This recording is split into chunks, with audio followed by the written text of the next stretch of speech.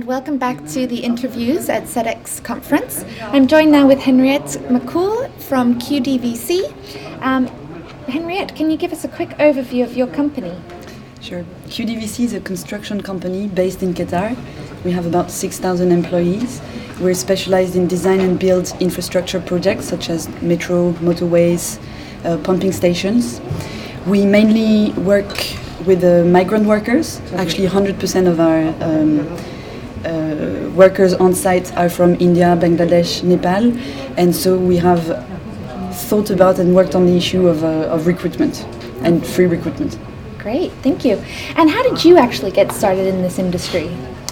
So, my background is in social anthropology and politics. I first started to work in the NGO sector and for one think tank, and I was getting a little bit frustrated of the little impact that I had, and which is why I wanted to join a CSR role in the industry.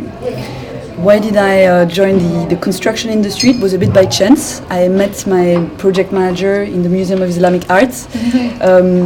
I think that he was sensitive to the idea of having somebody doing CSR on his project.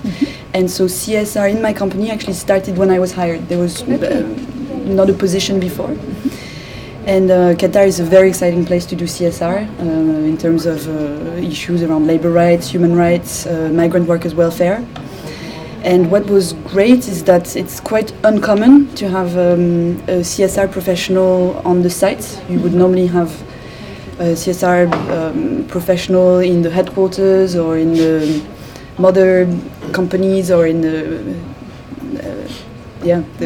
big capital cities, and not really on site. Yeah.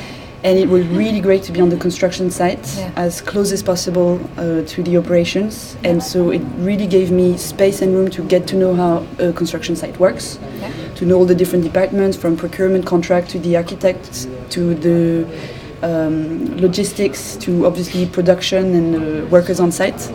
And so I had the opportunity to do field work, to do surveys, to do committees with the workers, which really helped me then deploy the different processes and policies that we've done in terms of recruitment. Oh, fantastic.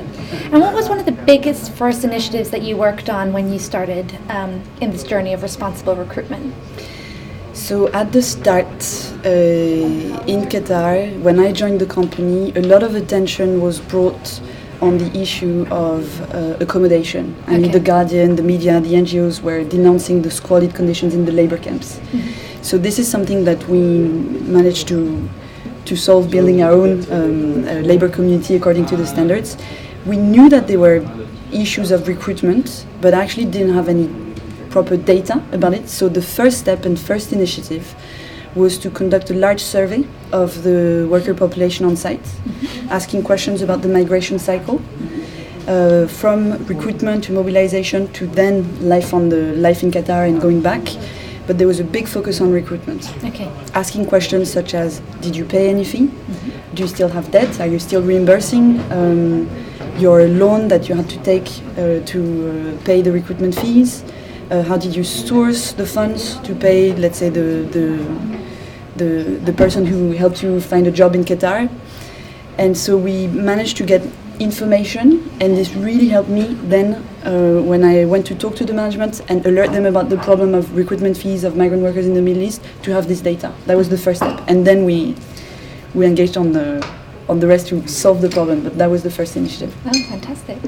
And do you have, for any companies that are just kind of starting on this journey, what would your one single biggest advice be to those companies who are just starting out? My advice would be to do it, to engage. Yeah. We're talking in this conference about lots of issues around forced labor, but actually recruitment is key because it's at the start of any bonded labor. If you don't get the recruitment right, you have a lot of chance of having all the other elements not going very well.